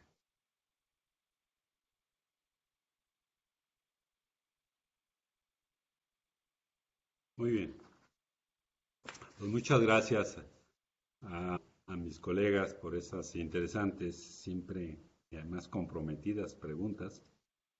Empiezo por la de Ricardo Álvarez. ¿Cuáles son los mejores indicadores para la innovación? A ver, primero hay que entender qué es la innovación, que a veces no lo tenemos muy claro en las instituciones de educación superior y los centros de investigación. La innovación, en términos concretos, se desarrolla en la empresa. Estamos hablando de innovación en términos de desarrollo industrial, no innovación educativa. La innovación se desarrolla en las empresas. Y lo que intentan hacer las empresas para ser innovadoras es desarrollar mejores productos, mejores procesos, mejores sistemas de administración. Desarrollo de productos, procesos, administración. Para poder, y además que tengan un impacto favorable en sus negocios. Es decir, hacer innovación tiene que ver con mejorar el plan de negocios y eso tiene que ver con crecimiento de la empresa y eso tiene que ver, por eso es tan importante ayudarles a las empresas a que innoven, tiene que ver con que si una y múltiples empresas crecen al haber innovado, generan más empleo. generan más riqueza, por supuesto, y a través del pago de impuestos generan recursos que pueden ser repartidos por el gobierno para desarrollo social, económico, salud, etcétera. Por eso recuerdo alguna ocasión en donde, siendo director de CONACYT, fui a defender los proyectos para tener más recursos para el CONACYT en todos los rubros, en becas, en ciencia, en innovación, en el programa de estímulos a la innovación. Y hubo por ahí una diputada, no digo el nombre del partido, que me señalaba que por qué había que darle dinero a las empresas en coparticipación con las instituciones de educación superior. Yo le dije, miren, primero tenemos que incentivar que la empresa invierta más en ciencia, tecnología e innovación. Pero segundo, y le comenté, a ver, si tenemos más empresas exitosas, tenemos más crecimiento en términos de empleos y tenemos más impuestos. Y esos impuestos son los que sirven a través del impuesto sobre la renta y el impuesto al valor agregado, que son los dos más importantes, para acumular la bolsa que se distribuye posteriormente. Y eso tiene que ver con crecimiento económico. Y ese crecimiento económico tiene que ver con lo que señalé en la plática, con estos dos aspectos, el empleo y la productividad. Por eso la innovación se apoya, puede hacerse la innovación con los conocimientos endógenos que tiene la propia empresa. La empresa, a través de sus trabajadores, sus ingenieros, tiene conocimientos desarrollados con el tiempo que le permiten mejorar su proceso, su producto. Pero puede apoyarse también, y eso es lo que se ha venido haciendo a través de los esquemas de interacción entre la academia y la empresa, puede tener conocimiento del grupo de ingeniería X, Y, Z de cualquier centro de investigación o universidad o del desarrollo que haya tenido en un centro de investigación como el CICI que se pueda transferir, que es lo que ha venido haciendo, por supuesto, el CICI. Entonces, ¿cuáles pueden ser los indicadores que son múltiples? Es decir, yo quiero saber cuál es mi desempeño como centro de investigación en el tema de innovación, pues tendría que ver cuántos desarrollos he podido transferir al sector productivo, o sea, en términos de la gestión de la tecnología que tengo. ¿Cuántos recursos llegan al CICI por esa vía? ¿Cuántos proyectos de asesoría para el tema de innovación se han generado en el CICI y cuántos recursos se han generado y han llegado al CICI por ese fenómeno, por ese aspecto? Poco como lo hace la Universidad de Twente, yéndonos a un esquema mucho más elaborado. Estos genera la empresa en donde el CICI le apoyó para mejorar la tecnología, o donde el CICI le generó la tecnología y se la vendimos, como ha hecho de manera mucho más reciente el propio centro de investigación. Entonces hay diferentes indicadores. A ver, el número de patentes no sirve para mucho, ¿eh? Ayuda, obviamente, a definir el tema de innovación. Pero si nosotros tenemos 100 patentes, como tiene el Instituto Mexicano del Petróleo, y transfiere la patente a través de regalías, solamente 2, pues no tiene ningún sentido. Las patentes, como decía la doctora Patricia Muñoz, son en tiempo largas gestionar y son caras.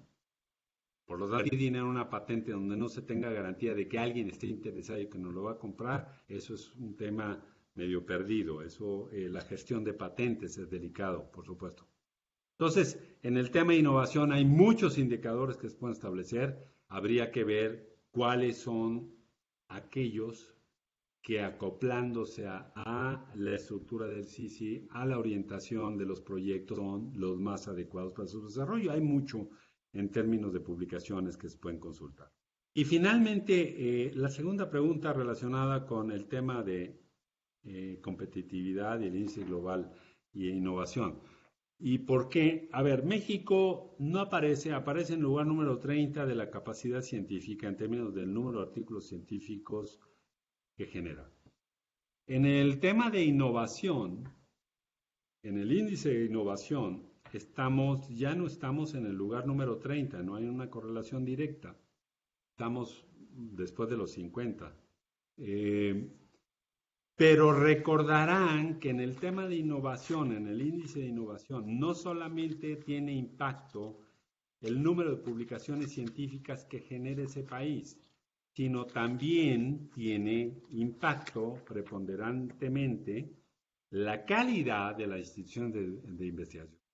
Y ahí se evalúan la inversión del sector privado en investigación y desarrollo, la colaboración que se da y cómo se mide entre la universidad y las empresas, la integración al propio gobierno con productos avanzados de tecnología, la disponibilidad de científicos e ingenieros. Acuérdense que tenemos en términos de un científico por cada 100.000 habitantes de la población económicamente activa y en términos de patentes por cada 1.000.000 de habitantes. Es mucho más amplio las variables que se miden para definir la capacidad de investigación, de innovación. Y por supuesto, en el tema de competitividad, pues hay muchos más pilares como institución, estructura, estabilidad macroeconómica, salud, que no solamente tienen que ver con el tema de investigación y el número de publicaciones científicas. Gracias, doctor. Muchas gracias por sus respuestas. El auditorio le agradece también que se tome el tiempo para responder sus dudas y aclarar algunos comentarios. Lamentablemente se nos ha terminado el tiempo de discusión para las preguntas. Sin embargo, quisiéramos darle un último comentario del auditorio y con él tal vez usted pueda concluir y dar el mensaje final. Nuestra compañera, la maestra Gabriela Herrera, pregunta: ¿cuál es el futuro que vislumbra para un centro de investigación en un país como el nuestro, con la situación del gobierno actual, que tiene una visión muy particular de la ciencia y con una dirección de CONACYT que ve la ciencia desde una perspectiva de humanidades y donde otras disciplinas como la biotecnología no tienen la misma importancia? Entonces dejamos este comentario final y si gusta podría realizar sus conclusiones para terminar con esta sesión de discusión, por favor. Muchas gracias. Pues de entrada quiero agradecer muy sentidamente la invitación que recibí por parte del CICI para tener esta plática, aprovechando ahora las tecnologías de información y comunicación con el personal del centro, con algunos más de otros centros de investigación de la región. Y aprovecho la pregunta de Gabriela, me señaló, ¿verdad? De la doctora Gabriela Herrera, para intentar terminar esta reunión, que tiene que ver con el futuro previsible para los centros públicos de investigación en este marco complicado de una nueva administración que está marcando quizá un derrotero al que no se estaba acostumbrado y ha tomado decisiones que incluso han creado lo menos que sea conflicto y extrañeza. A ver, yo diría con este optimismo que siempre ando cargando en mis espaldas, es que, a ver, apenas van 2 años de la presente administración y están intentando marcar un rumbo para un proyecto de desarrollo social en nuestro país en donde pues la educación y la ciencia y la tecnología están integrados. Quizá no estemos de acuerdo, yo particularmente no estoy de acuerdo en muchas de las cosas que están haciendo, pero hay que analizarlo con una visión mucho más de largo aliento y con la cabeza fría. Yo creo que este país ha invertido mucho esfuerzo, mucho tiempo, recursos que no lo hemos contabilizado desde el siglo pasado y de lo que llevamos para construir una base científica que sirva para el desarrollo social y económico de México. Somos lo que somos, ahí están las cifras que he presentado. Y estoy convencido de que por más extremo que sea el planteamiento de cambios desde la política en relación a ciencia e innovación, siempre habrá mayor o menor esfuerzo, elementos para poder insistir en que hay que considerar otros aspectos que lo que están considerando. Lo que ha pasado en las últimas semanas me da para ejemplificar ese tema. Cómo se han tenido que quizá dar marcha atrás a algunas cosas de decisión que se han tomado.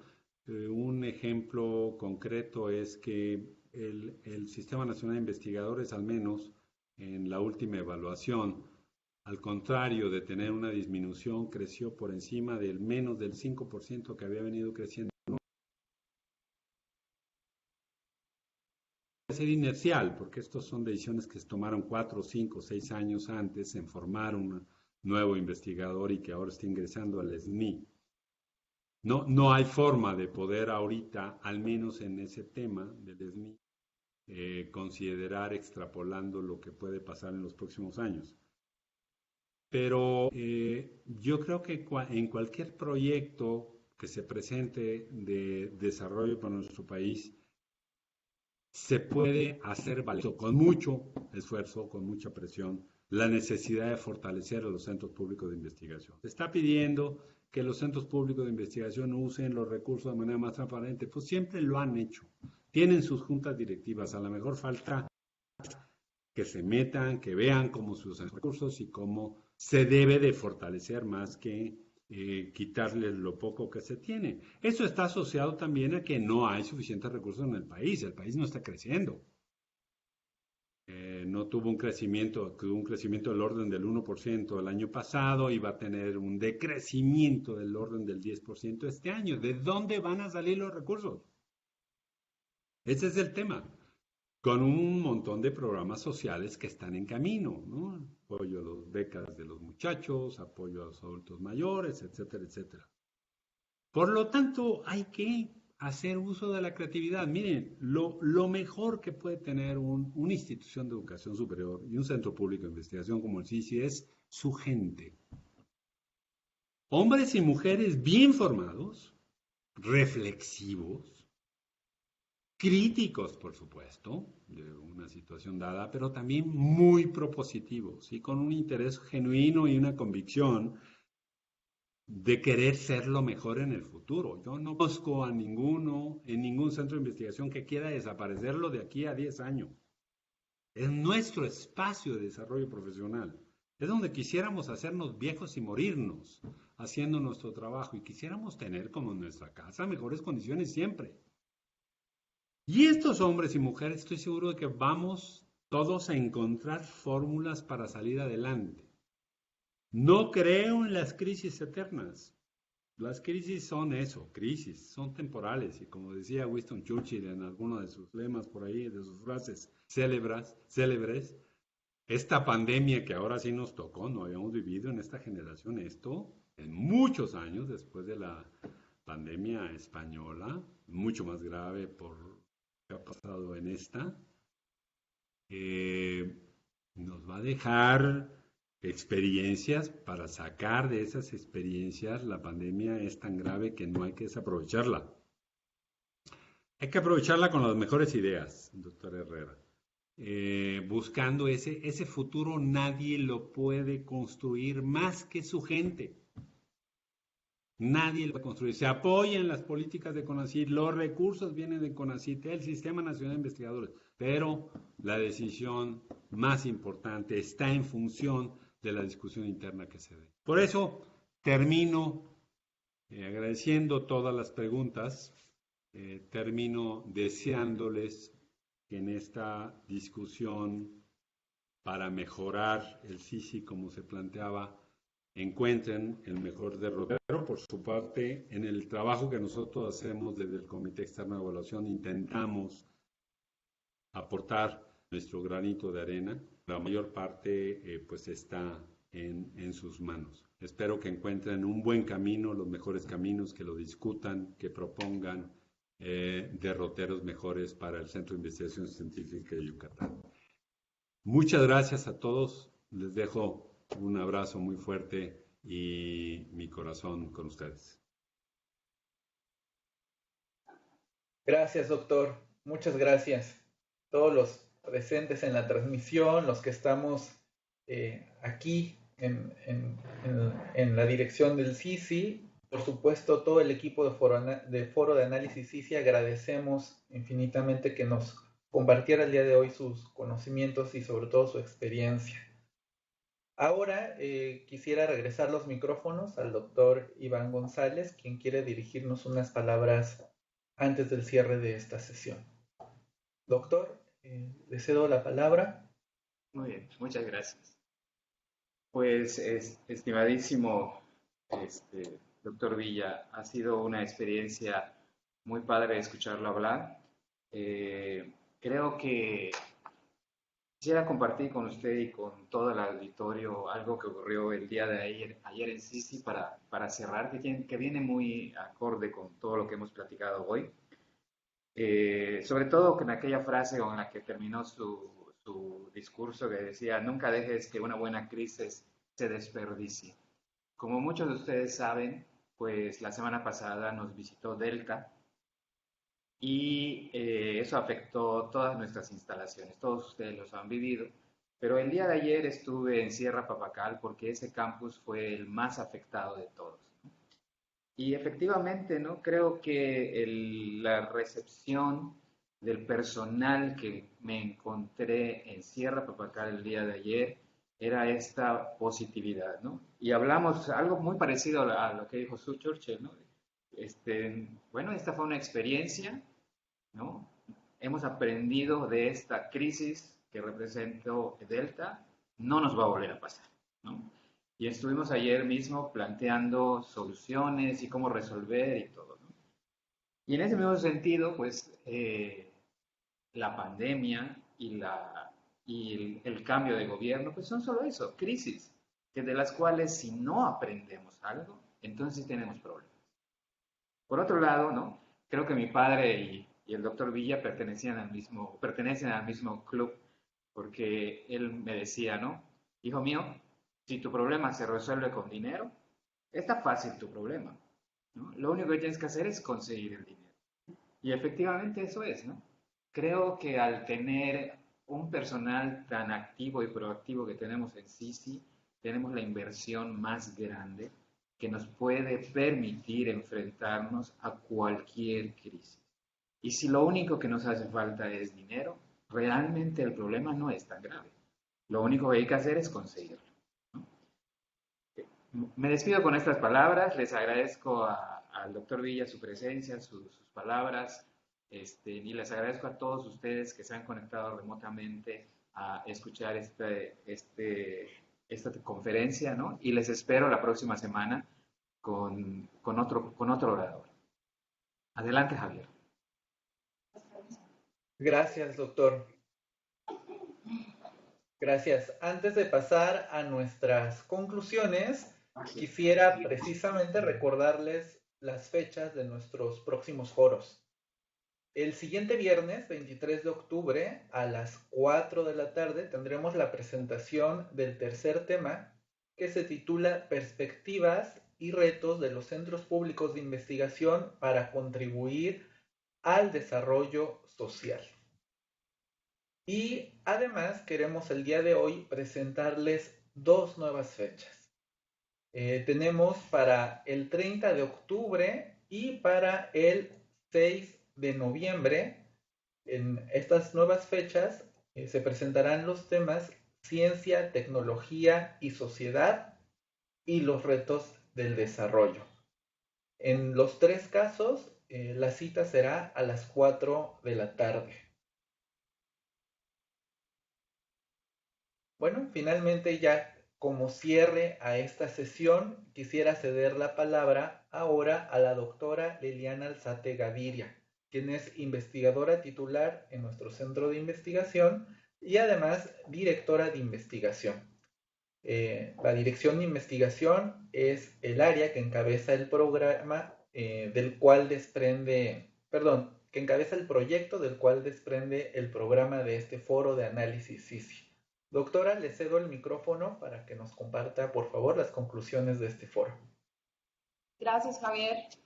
Buenas tardes a todos, y quisiera cerrar este nuevo evento para nuestra comunidad a partir de las palabras del doctor Enrique Villa, muy enriquecedoras, por lo que me permito a continuación recopilar un par de conclusiones puntuales.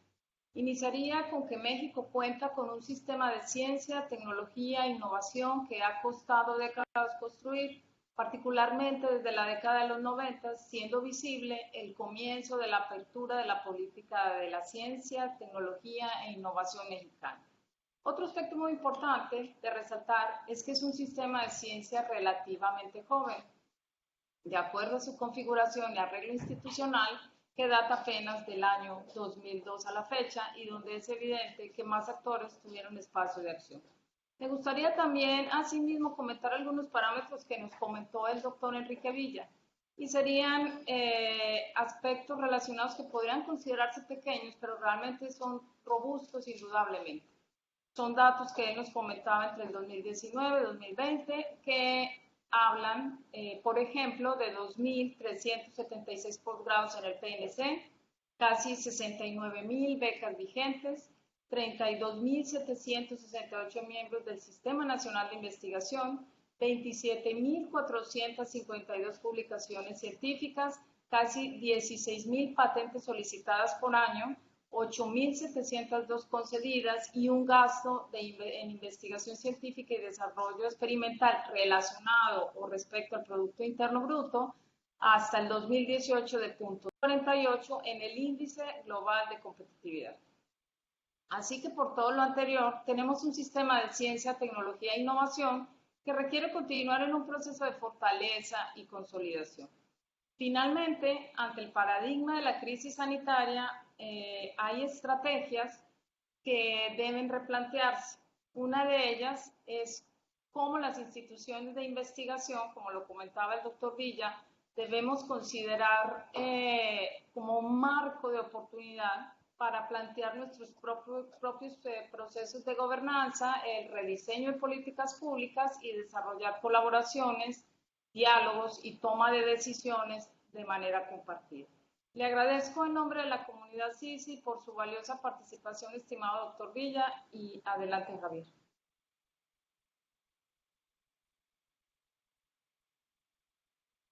Muchas gracias, doctora. Sumamos de esta manera una sesión más a nuestro foro de análisis CICI, donde queda patente el papel tan importante en el desarrollo social que tienen la ciencia, la tecnología y la innovación realizada en nuestros centros públicos de investigación. Aún nos queda mucha tarea por hacer en beneficio de la sociedad, pero este tipo de acciones nos permitirán convertir esas tareas en proyectos factibles. Les invitamos a que nos acompañen en nuestras siguientes sesiones. Por favor, les pedimos que sigan pendientes de los programas a través de nuestros medios de comunicación, la página web del CICI, www.cici.mx, nuestra página en Facebook, en Twitter y nuestro canal oficial de YouTube. Si por alguna razón no han podido ver las transmisiones anteriores de los anteriores foros, los pueden encontrar en video grabados en nuestra página de Facebook y también en el canal oficial del CICI en YouTube. Muchas gracias por acompañarnos. Agradecemos nuevamente al doctor Enrique Villa. También agradecemos a todo el equipo que hace posible el Foro de Análisis CICI. Por supuesto, a nuestro auditorio. Me despido. Mi nombre es Javier García Villalobos y a nombre del CICI agradecemos su valiosa participación en este foro. Hasta el próximo viernes.